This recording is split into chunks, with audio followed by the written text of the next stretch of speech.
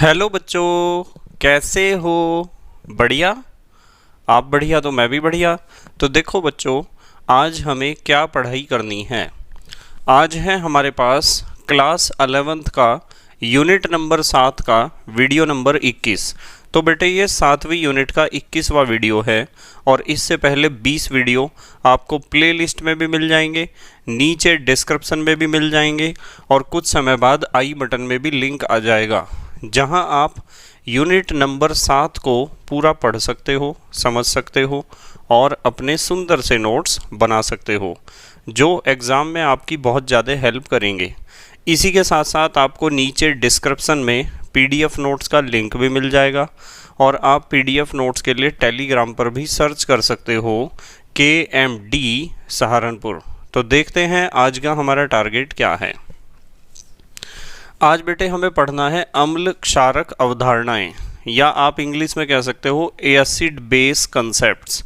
तो अम्ल और क्षारकों को समझाने के लिए कौन कौन से कंसेप्ट दिए गए वैज्ञानिकों के द्वारा, उसके बारे में आज हमें बात करनी है सबसे पहले कंसेप्ट की। और सबसे पहला अवधारणा है आर्हेनियस का। तो आज हमें पढ़ना है आर्हेनियस अवधारणा, यानी आप इसे इंग्लिश में कह सकते हो आर्हेनियस कंसेप्ट। तो जल्दी से इतना हेडिंग लिख लो आप कॉपी में, अपनी नोटबुक में लिखो अम्ल क्षारक अवधारणाएं। मेन हेडिंग तो ये लिखो, इंग्लिश में इसका नाम लिखो एसिड बेस कंसेप्ट्स और उसके बाद हेडिंग लिखो आर्हेनियस अवधारणा। आज हमें अम्ल तथा क्षारकों के बारे में आर्हेनियस की अवधारणा की स्टडी करनी है, ठीक है। तो ये दोनों हेडिंग आपको लिखनी है। वीडियो को पॉज कर लिया करो, यदि कुछ छूट जाता है आपका तो वीडियो को पॉज कर लिया करो, रोक लिया करो वीडियो को लिखने के लिए। और समझना ज़्यादा ज़रूरी है, समझने के बाद आप लिख सकते हो वीडियो को पॉज करके, कोई दिक्कत नहीं है। तो यहाँ हेडिंग लिखनी है हमें आर्हेनियस अवधारणा,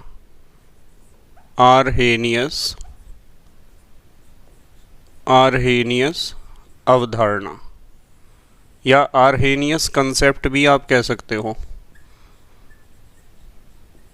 तो आर्हेनियस ने क्या बताया था, अम्ल और क्षारकों के बारे में आर्हेनियस ने क्या बताया था वो हमें समझना है, ठीक है।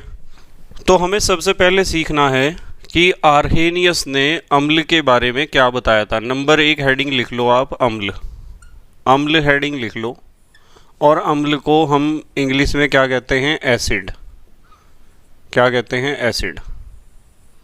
तो आर्हेनियस ने अम्ल के बारे में क्या बताया। आर्हेनियस ने कहा कि मान लो आपके पास कोई रासायनिक पदार्थ है HCl और इस रासायनिक पदार्थ को आप जल में घोलते हो, किस में, जल में। और जल में घोलने पर ये देता है H पॉजिटिव आयन, ठीक है। क्या मुक्त करता है, H पॉजिटिव आयन। तो यदि कोई भी पदार्थ जल में घुलकर H पॉजिटिव आयन मुक्त करता है तो उस पदार्थ को हम कहेंगे अम्ल। क्या कहेंगे, अम्ल। जैसे मान लो हमारे पास HNO3 है और आप HNO3 को जल में घोल रहे हो, किस में, पानी में। तो पानी में घोलने से ये कैसे टूटेगा, H positive plus NO3 negative. तो जो भी पदार्थ जल में घुलकर H पॉजिटिव आयन देता है उसे हम क्या कहते हैं, अम्ल। जैसे आप H2SO4 को देख लो, H2SO4, यदि आप H2SO4 को पानी में घोल दोगे तो ये कितने H पॉजिटिव आयन देगा, 2 हैं इसके पास। तो ये देगा आपको 2 H पॉजिटिव आयन और एक बनेगा SO4 डबल नेगेटिव आयन। तो आर्हेनियस ने क्या कहा, आर्हेनियस ने कहा कि अम्ल वे पदार्थ होते हैं जो जल में घुलकर H पॉजिटिव आयन मुक्त करते हैं। ये सबसे पहला कंसेप्ट था एसिड के बारे में, आर्हेनियस का, ठीक है। तो आपने हेडिंग लिखी अम्ल, इसमें लिखो आप अम्ल, लिखो बेटे मेरे साथ साथ। अम्ल वे पदार्थ होते हैं, अम्ल वे पदार्थ होते हैं, अम्ल वे पदार्थ होते हैं जो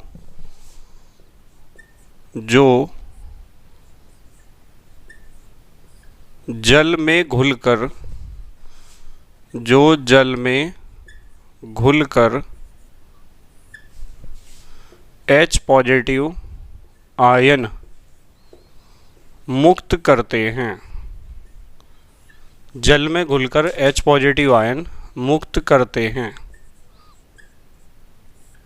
तो अम्ल वे पदार्थ होते हैं जो जल में घुलकर क्या मुक्त करते हैं, H पॉजिटिव आयन मुक्त करते हैं। जैसे इसका एक एग्जाम्पल लिखेंगे, इसका एक एग्जाम्पल लिख लो आप, यही लिख लो, जैसे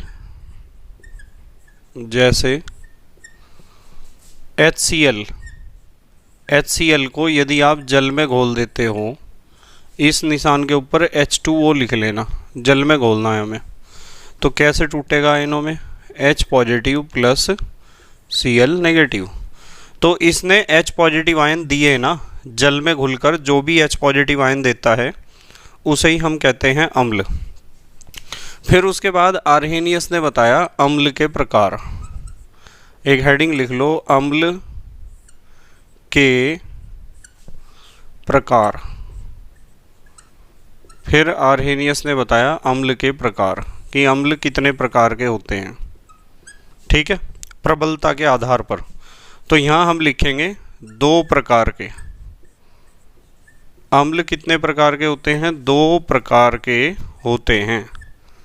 अब ये 2 प्रकार कौन कौन से हैं, ये भी तो हमें सीखना पड़ेगा।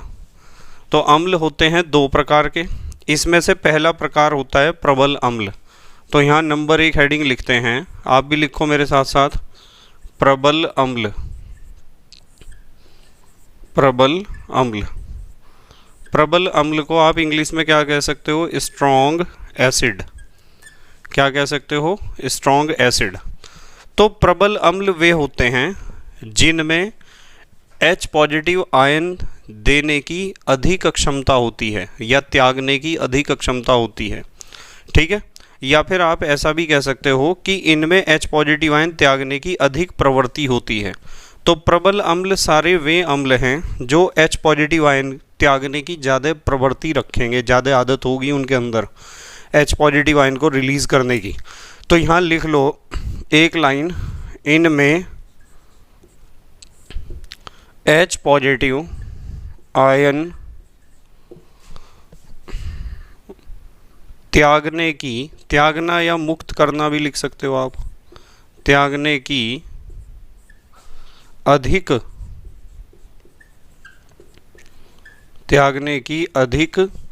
प्रवृत्ति होती है। प्रवृत्ति माने आदत, अधिक प्रवृत्ति होती है। तो जिन अम्लों में H पॉजिटिव आयन त्यागने की अधिक प्रवृत्ति होती है उन अम्लों को हम कहते हैं प्रबल अम्ल, ठीक है। जैसे इसके भी एग्जाम्पल लिख लो आप, एग्जाम्पल लिख लो इसके भी, जैसे HCl एक प्रबल अम्ल है। जैसे H2SO4 भी एक प्रबल अम्ल है। जैसे HNO3 भी एक प्रबल अम्ल है। तो ये एग्जाम्पल लिख लो। यदि कोई आपसे पूछता है प्रबल अम्ल किसे कहते हैं, तो आप बताओगे वे अम्ल जिनमें H पॉजिटिव आयन त्यागने की अधिक प्रवृत्ति होती है, उन्हें कहते हैं हम प्रबल अम्ल या स्ट्रॉन्ग एसिड, ठीक है। तो नंबर 1 तो हुए प्रबल अम्ल। अब नंबर 2 बताओ क्या लिखेंगे हम। नंबर 2 हो जाएंगे दुर्बल अम्ल। दुर्बल अम्ल, हेडिंग लिख लो दुर्बल अम्ल। तो इसकी परिभाषा क्या बनेगी भाई, प्रबल अम्लों में तो H पॉजिटिव आयन त्यागने की अधिक प्रवृत्ति होती है। त्यागना माने देना, डोनेट करना, रिलीज करना, मुक्त करना, ठीक है। तो दुर्बल अम्ल की परिभाषा क्या लिखेंगे, लिखो मेरे साथ, इनमें H पॉजिटिव आयन त्यागने की क्या लिखेंगे बेटे, कम प्रवृत्ति होती है, कम प्रवृत्ति होती है। तो इनमें H पॉजिटिव आयन त्यागने की कम प्रवृत्ति होती है। किन में? दुर्बल अम्लों में। इसके भी एग्जाम्पल आप लिख सकते हो, जैसे H2CO3 एग्जाम्पल लिख लो, जैसे H2CO3 जिसे आप कहते हो कार्बोनिक अम्ल, और एक लिख लो आप एसिटिक अम्ल CH3COOH। ये भी क्या है? एक दुर्बल अम्ल है, एसिटिक अम्ल भी, एसिटिक एसिड।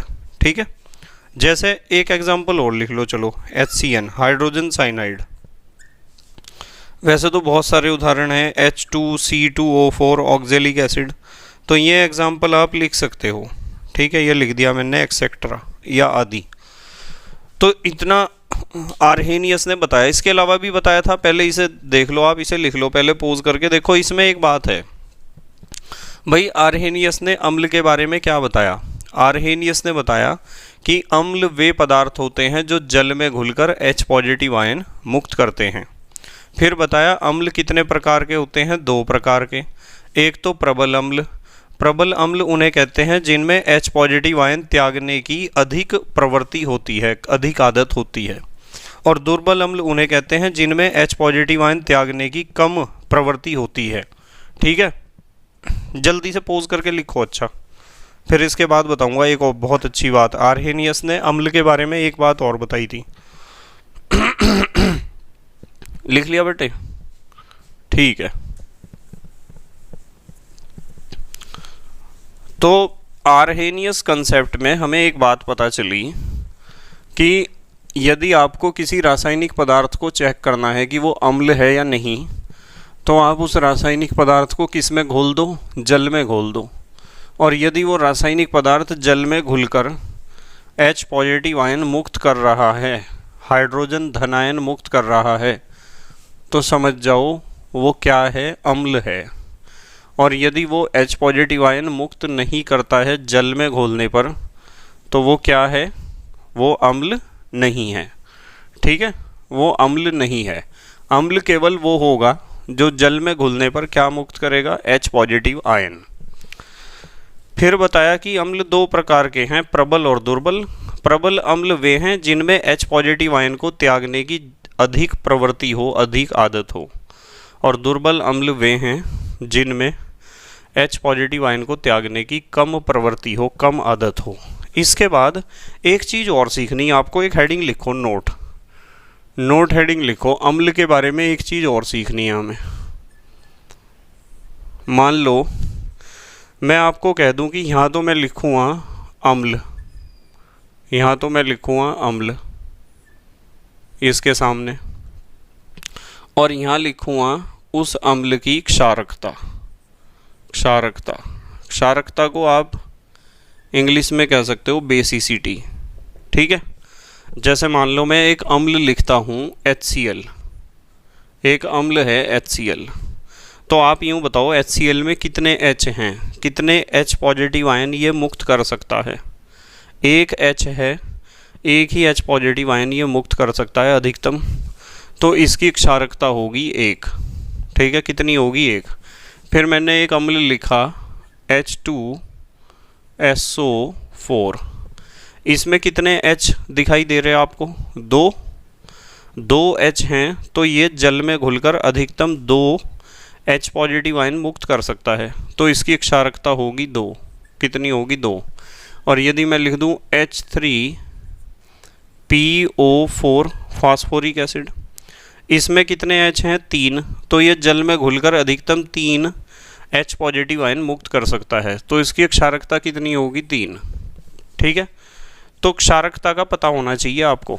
किसका पता होना चाहिए? क्षारकता का। ठीक है, तो यहाँ एक हेडिंग लिख लो आप, क्षारकता। ये अम्ल की होती है क्षारकता। इंग्लिश में लिखना चाहो तो इंग्लिश में कहते हैं इसे बेसिसिटी। तो यहाँ इसकी परिभाषा में हम लिखेंगे किसी, लिखो मेरे साथ साथ, किसी अम्ल द्वारा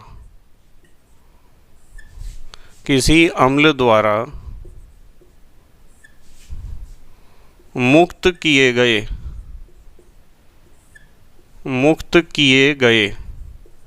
किसी अम्ल द्वारा मुक्त किए गए H पॉजिटिव आयंस की संख्या को H पॉजिटिव आयंस की संख्या को उसकी माने उस अम्ल की, उसकी क्षारकता या बेसिसिटी कहते हैं। तो ये होती है क्षारकता।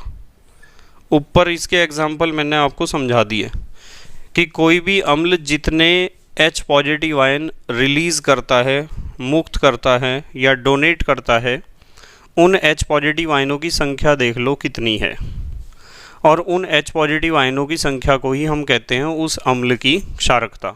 जैसे यहाँ HCl की क्षारकता 1 है, H2SO4 की 2 है, H3PO4 की 3 है। तो ये तो बताया आर्हेनियस ने अम्ल के बारे में। उन्होंने बताया कि अम्ल वे पदार्थ हैं जो जल में घुलकर H पॉजिटिव आयन मुक्त करते हैं। अम्ल दो प्रकार के हैं, प्रबल अम्ल और दुर्बल अम्ल। प्रबल अम्ल वे हैं जिनमें H पॉजिटिव आयन मुक्त करने की ज़्यादा टेंडेंसी होती है, ठीक है, और दुर्बल अम्ल वे हैं जिनमें H पॉजिटिव आयन मुक्त करने की कम टेंडेंसी होती है, कम प्रवृत्ति होती है, कम आदत होती है। फिर बताया कि कोई भी अम्ल जितने H पॉजिटिव आयन रिलीज़ करता है, जितने H पॉजिटिव आयन मुक्त कर सकता है, उसे हम कहते हैं उस अम्ल की क्षारकता। क्या कहते हैं? क्षारकता। अब आर्हेनियस ने अम्ल के बारे में समझाने के बाद फिर बताया हमें क्षार के बारे में। किसके? क्षारक कह दो, क्षारक या बेस, ठीक है। तो हेडिंग लिखते हैं क्षारक। यहाँ लिखेंगे हेडिंग नंबर 2, पहली हेडिंग तो अम्ल थी, नंबर 2 क्षारक। क्षारक, क्षारक को कहते हैं बेस, BASE। ध्यान से समझना, बहुत सिंपल है। आर्हेनियस ने बताया कि जैसे मान लो हमारे पास कोई रासायनिक पदार्थ है NaOH, और जब आप इस NaOH को जल में घोलते हैं, यहाँ लिख देता हूँ H2O, जल में घोलते हैं, तो ये ऐसे टूटता है जल में घुलने के बाद, Na positive plus OH negative. तो इस OH नेगेटिव को देख लो, वे रासायनिक पदार्थ जो जल में घुलकर OH नेगेटिव आयन मुक्त करते हैं, उन रासायनिक पदार्थों को हम कहते हैं क्षारक। क्या कहते हैं? क्षारक। ये परिभाषा दी थी आर्हेनियस ने। भाई आर्हेनियस ने बताया कि अम्ल तो वे रासायनिक पदार्थ हैं जो जल में घुलकर H पॉजिटिव आयन मुक्त करते हैं, और बताया क्षारक वे रासायनिक पदार्थ हैं जो जल में घुलकर OH नेगेटिव आयन मुक्त करते हैं। यानी जल में घोलना पड़ेगा आपको। किसी भी रासायनिक पदार्थ को आपको चेक करना है कि वो अम्ल है या क्षार है, तो आपको उसे पानी में घोलना पड़ेगा। पानी में घोल के फिर पता चलेगा। यदि वो पानी में घुलने के बाद H पॉजिटिव आयन मुक्त करता है तो वो अम्ल है, और यदि OH नेगेटिव आयन मुक्त करता है तो वो क्षार है। तो यहाँ लिख लो आप, क्षारक, क्षारक वे रासायनिक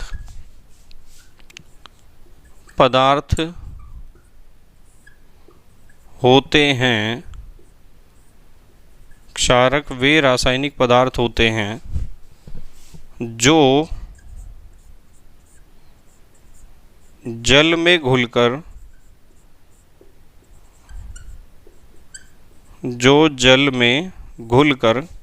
क्या मुक्त करते हैं? OH नेगेटिव आयन मुक्त करते हैं। जल में घुलकर OH नेगेटिव आयन मुक्त करते हैं। तो जो जल में घुलकर OH नेगेटिव आयन मुक्त करते हैं वो हैं क्षारक। क्लियर बात? जैसे इसके एग्जाम्पल देखते हैं। अभी मैंने एक एग्जाम्पल बताया था आपको, एग्जाम्पल बताया था मैंने NaOH का। ये जो NaOH है ना, जब आप इस NaOH को जल में घोल दोगे तो ये कैसे टूट जाएगा?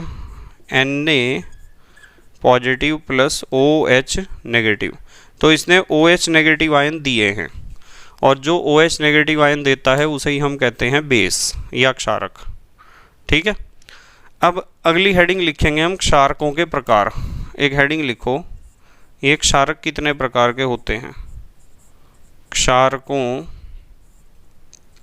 के प्रकार, या आप लिख सकते हो टाइप्स ऑफ बेसिस।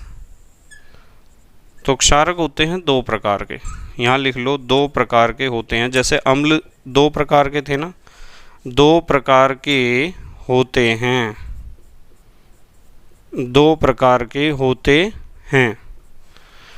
जल्दी से पोज करके लिखो, फिर देखेंगे कौन कौन से दो प्रकार हैं। पोज करके लिख लो आप, जल्दी से लिख लिया बेटे? ठीक है, ठीक है। तो आपने लिखा कि अम्ल तो वे रासायनिक पदार्थ होते हैं जो जल में घुलकर क्या देते हैं, H पॉजिटिव आयन मुक्त करते हैं। जो भी जल में घुलकर H पॉजिटिव आयन मुक्त करेगा वो तो होगा अम्ल, और जो जल में घुलकर OH नेगेटिव आयन मुक्त करेगा वो होगा क्षारक या बेस। तो एसिड और बेस को बहुत इजीली आप पहचान सकते हो। आपको दिया गया रासायनिक पदार्थ केवल पानी में घोलना पड़ेगा। पानी में घोलने पर जो H पॉजिटिव आयन रिलीज़ करेगा वो तो होगा एसिड, और जो OH नेगेटिव आयन रिलीज़ करेगा वो होगा बेस। अब हमने लिखा है कि क्षारक कितने प्रकार के होते हैं, दो प्रकार के। नंबर एक हेडिंग लिख लो आप, नंबर एक हेडिंग, नंबर एक हेडिंग लिखो, प्रबल क्षारक। प्रबल क्षारक, या आप इंग्लिश में क्या लिख सकते हो, स्ट्रॉन्ग बेस। पता चल गया होगा आपको। प्रबल क्षारक भाई वे क्षारक जिनमें OH नेगेटिव आयन मुक्त करने की अधिक प्रवृत्ति होती है। ठीक है, तो आप लिख लो, इनमें OH नेगेटिव आयन त्यागने की, त्यागना लिख दो या मुक्त करना एक ही बात हो, त्यागने की अधिक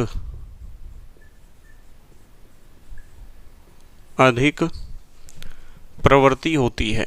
प्रवृत्ति माने आदत, अधिक प्रवृत्ति होती है।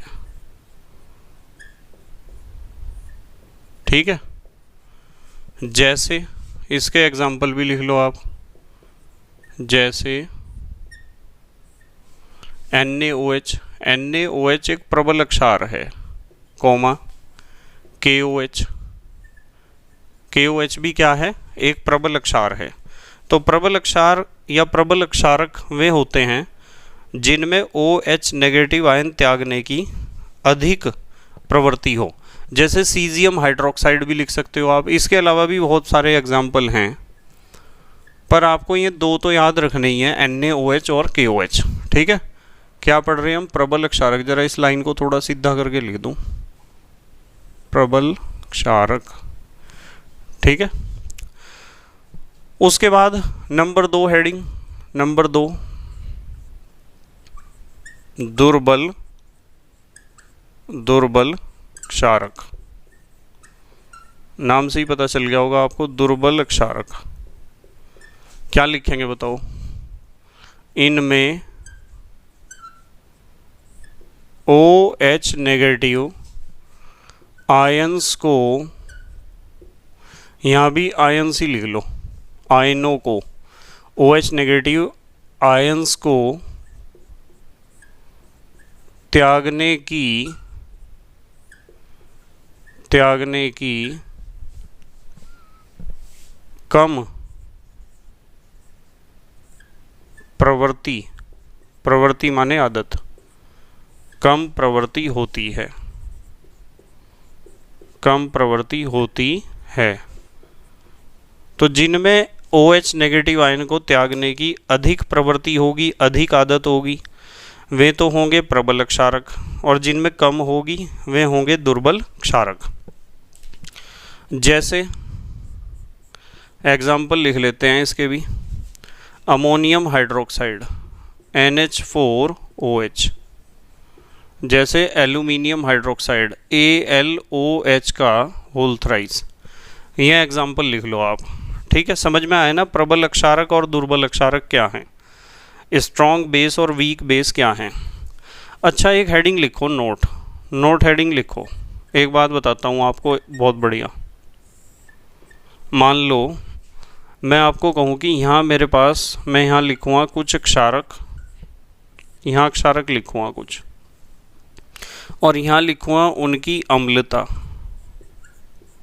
क्या लिखूँगा? अम्लता कह दो या अम्लीयता कह दो, एक ही बात है। जैसे मेरे पास एक क्षारक है NaOH, तो आप मुझे यूँ बताओ कि इसमें कितने OH हैं? एक है ना, तो इसकी अम्लता या अम्लीयता या एसिडिटी एक होगी। जैसे मेरे पास एक क्षारक है CaOH का होल ट्वाइस, इसमें कितने OH हैं? इसमें 2 हैं, तो इसकी अम्लीयता 2 होगी। ठीक है, कितनी होगी? 2। जैसे मैं कहूँ कि मेरे पास एक क्षारक है AlOH का होल थ्राइस, एल्यूमिनियम हाइड्रोक्साइड, कितने OH हैं इसके पास? 3 हैं, तो इसकी अम्लीयता 3 होगी। तो आपको ध्यान रखना है कि अम्ल की तो होती है क्षारकता और क्षारक की होती है अम्लता। अम्लता को आप अम्लीयता भी कह सकते हो, एसिडिटी भी कह सकते हो। तो एक हेडिंग लिख लो आप, एक हेडिंग लिख लो, अम्लता, या आप अम्लीयता भी लिख सकते हो या एसिडिटी भी लिख सकते हो। ठीक है, लिखो किसी क्षारक द्वारा, किसी क्षारक द्वारा मुक्त किए गए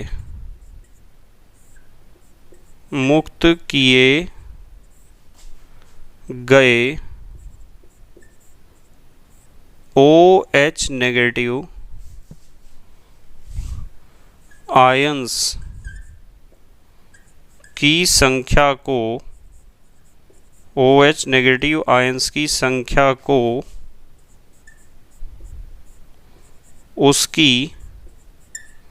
उसकी माने किसकी? क्षारक की, उसकी अम्लता कहते हैं, या अम्लीयता कह दो, अम्लता कहते हैं। बताओ समझ में आई क्या बात? तो ध्यान रखना है कि अम्ल की तो होती है क्षारकता और क्षारक की होती है अम्लता। तो आर्हेनियस ने इतनी बातें बताई। क्या क्या बताया? पहले तो जल्दी से पोज करके लिखो, आप पोज करके लिखो, लिख लो बेटे जल्दी। लिख लिया सबने? ठीक है। तो आर्हेनियस ने बताया कि अम्ल तो वे हैं जो जल में घुलकर क्या मुक्त करेंगे? H positive ion. और क्षारक वे हैं जो जल में घुलकर क्या मुक्त करेंगे? OH negative ion. ठीक है। और फिर बताए कि प्रबल अम्ल वे हैं जिनमें H पॉजिटिव आयन को त्यागने की ज़्यादा आदत हो, और दुर्बल अम्ल वे हैं जिनमें H पॉजिटिव आयन को त्यागने की कम आदत हो। ठीक है। फिर बताया उन्होंने कि अम्ल की क्या होती है? क्षारकता होती है, या क्षारीयता होती है, या बेसिसिटी होती है। ठीक है। उसके बाद बताए उन्होंने कि क्षारक वे रासायनिक पदार्थ हैं जो जल में घोलने पर क्या मुक्त करते हैं? OH negative ion. जल में घोलने पर OH नेगेटिव आयन जो मुक्त करेगा वो क्षारक होगा। क्षारक भी 2 प्रकार के होंगे, प्रबल जिनमें OH नेगेटिव आयन को त्यागने की ज़्यादा आदत हो, और दुर्बल जिनमें OH नेगेटिव आयन को त्यागने की कम आदत हो। और क्षारक जो होते हैं उनकी होती है अम्लता। कोई भी क्षारक जितने OH नेगेटिव आयन देता है, रिलीज़ करता है, त्यागता है या मुक्त करता है, उन OH नेगेटिव आयनों की संख्या को हम कहते हैं कि उस क्षारक की वो क्या है? अम्लता है। ये सारी बातें आर्हेनियस ने बताई। अब देखो एक हेडिंग लिखो, आप हेडिंग लिखो, आर्हेनियस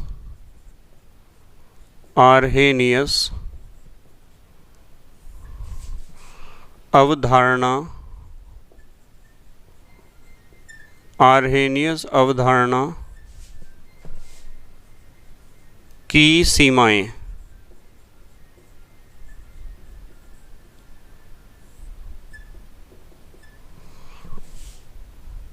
आर्हेनियस अवधारणा की सीमाएं। आर्हेनियस का जो कंसेप्ट था उसमें क्या क्या कमियां थी उसके बारे में बात करेंगे। ठीक है, सबसे पहली कमी तो ये थी कि आपको जब अम्ल या क्षारक की पहचान करनी होती है तो आपको उसे पानी में ही घोलना पड़ेगा। यानी अम्ल और क्षारक की व्याख्या करने के लिए उसका जलीय विलयन ही बनाना पड़ेगा आपको। यदि आपके पास पानी उपलब्ध नहीं है तो आप किसी रासायनिक पदार्थ की पहचान नहीं कर सकते हो कि वो अम्ल होगा या क्षारक होगा। ठीक है, तो पहली कमी, अम्ल व क्षारकों की व्याख्या कहाँ की जा सकती है? व्याख्या केवल जलीय विलयन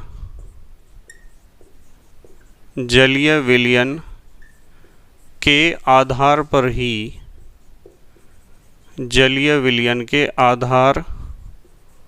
पर ही की जा सकती है।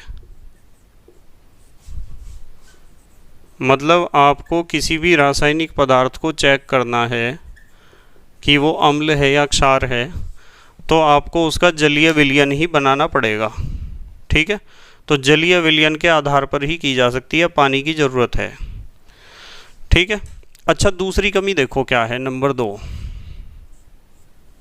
ये जो आर्हेनियस का सिद्धांत है ना, या आर्हेनियस का जो कंसेप्ट है, जो अवधारणा है, ये उन अम्लों की व्याख्या नहीं कर सकता है जिनमें H पॉजिटिव आयन होते ही नहीं है।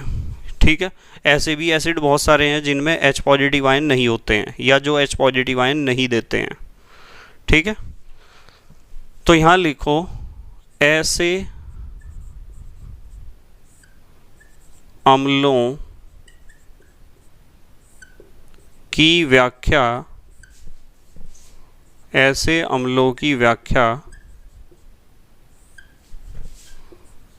नहीं की जा सकती है। ऐसे अम्लों की व्याख्या नहीं की जा सकती है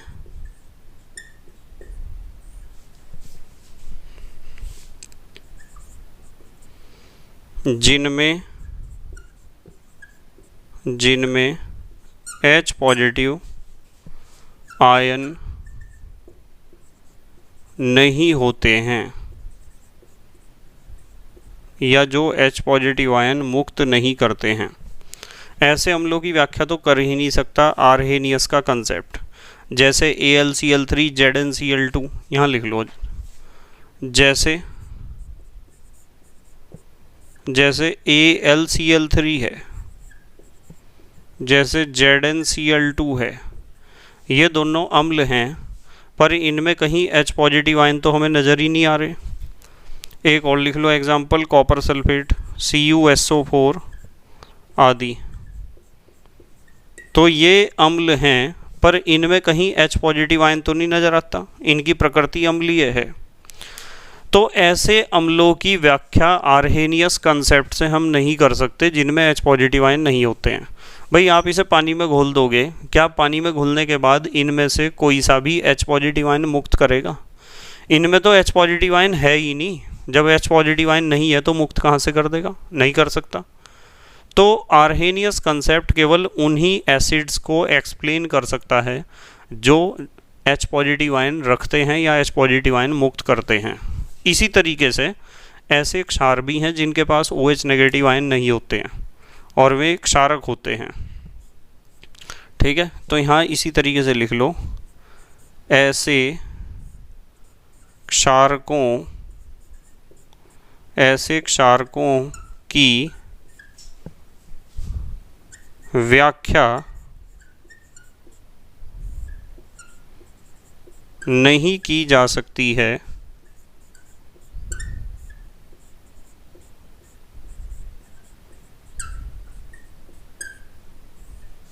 ऐसे क्षारकों की व्याख्या नहीं की जा सकती है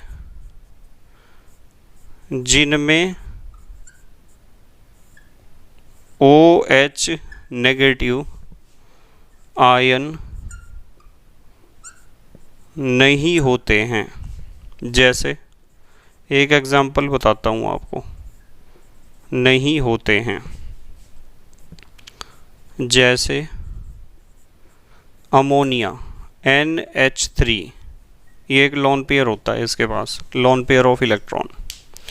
तो जब आप NH3 को देखोगे तो NH3 को देखते ही आपके दिमाग में कन्फ्यूजन आ जाएगा एकदम कि सर इसमें तो 3 H पॉजिटिव आयन हैं, और यदि 3 H पॉजिटिव आयन हैं तो जल में घुलकर ये H पॉजिटिव आयन मुक्त करेगा, और यदि ये जल में घुलकर H पॉजिटिव आयन मुक्त करेगा तो इसका मतलब ये क्या है, एसिड है। पर ज़रूरी थोड़ा ही है कि किसी के जेब में पैसे हैं तो वो आपको पैसे देगा ही, ऐसा ज़रूरी नहीं है। ज़रूरी नहीं है कि किसी के पास ज्ञान है और वो आपको ज्ञान देगा, मतलब किसी के पास नॉलेज है और वो आपको नॉलेज देगा। तो इसके पास आपको 3 H नज़र तो आ रहे हैं, पर पानी में घुलकर ये H पॉजिटिव आयन रिलीज़ नहीं करता है, और यदि ये H पॉजिटिव आयन मुक्त नहीं करेगा तो आप इसे एसिड तो कह नहीं सकते हो। तो आर्हेनियस कंसेप्ट तो यहाँ फेल हो गया। वास्तविकता तो यह है कि अमोनिया कोई एसिड नहीं है, भले ही इसमें आपको 3 H नज़र आते हों। अमोनिया है बेस, क्या है, बेस, क्षारक है। अब क्यों है क्षारक? आर्हेनियस कंसेप्ट तो इसे एक्सप्लेन कर नहीं सकता है। तो आर्हेनियस कंसेप्ट में ये 3 कमियां हैं। आर्हेनियस कंसेप्ट बहुत अच्छा था। आर्हेनियस ने बताया था कि आपको किसी भी रासायनिक पदार्थ को चेक करना है कि वो एसिड है या बेस, आप उसे पानी में घोल दो। यदि पानी में घोलने पर वो H पॉजिटिव आयन रिलीज़ करेगा तो एसिड है, और OH नेगेटिव आयन रिलीज़ करेगा तो बेस है। और यदि उसमें H पॉजिटिव आयन रिलीज़ करने की बहुत ज़्यादा टेंडेंसी है तो वो स्ट्रॉन्ग एसिड होगा, और यदि H पॉजिटिव आयन रिलीज़ करने की कम टेंडेंसी है तो वो वीक एसिड होगा।